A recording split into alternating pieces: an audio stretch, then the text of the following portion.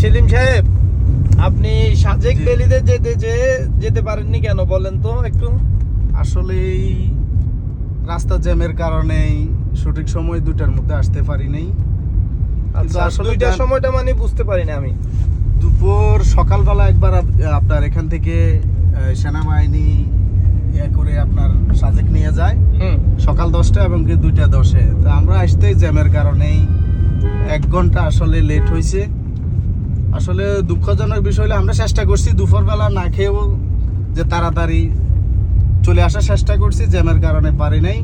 এখানে এসে আসলে খুবই মর্মাহত হইলাম। আসলে এত আমরা 71 দেশ স্বাধীন করলাম, কিন্তু আসলে দেশ কি আসলে স্বাধীন আমরা পেয়েছি? এই পাহাড় নিজের দেশে কিন্তু আসতে গিয়েও কিন্তু আজকে নিজের দেশে যেতে পারি কেন? এই দেশটা কি আপনার স্বাধীন মনে হচ্ছে না? তো এই দেশটা পাহাড়ে তো নিজে, এখন আমাকে সেনাবাহিনীর যে জায়গায় আমাকে নিয়ে যেতে হয়, পুলিশ প্রোটেকশন দিতে হয়, সে জায়গা আসলেই আমরা আমাদের দেশের আইনশৃঙ্খলা রক্ষাকারী বাহিনী অনেক পরিশ্রম করতেছে, কিন্তু আসলে দুর্ভাগ্যবশত এখনো পাহাড়ে কিন্তু সেরকম আমরা শান্তি ফিরিয়ে আনতে পারি নাই। দুঃখ ভারাক্রান্ত মন নিয়ে আবার বাড়ি ফিরে যাচ্ছি।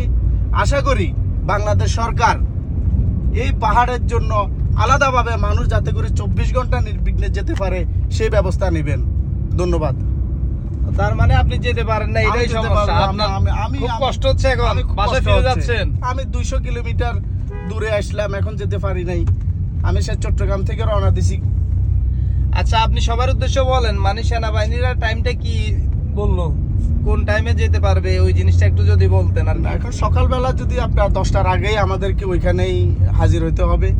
আচ্ছা, ওনারা আমাদেরকে যারা আসবেন তারা যেতে পারবেন। আর বিকালবেলা 2টা 10-এর মধ্যেই 2টার মধ্যেই ওইখানে যেতে হবে, না হলে আমাদের মতো দুঃখ ভারাক্রান্ত মন নিয়ে বাড়ি ফিরতে হবে।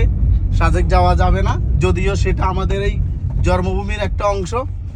দুঃখজনক। তো ধন্যবাদ, ঠিক আছে।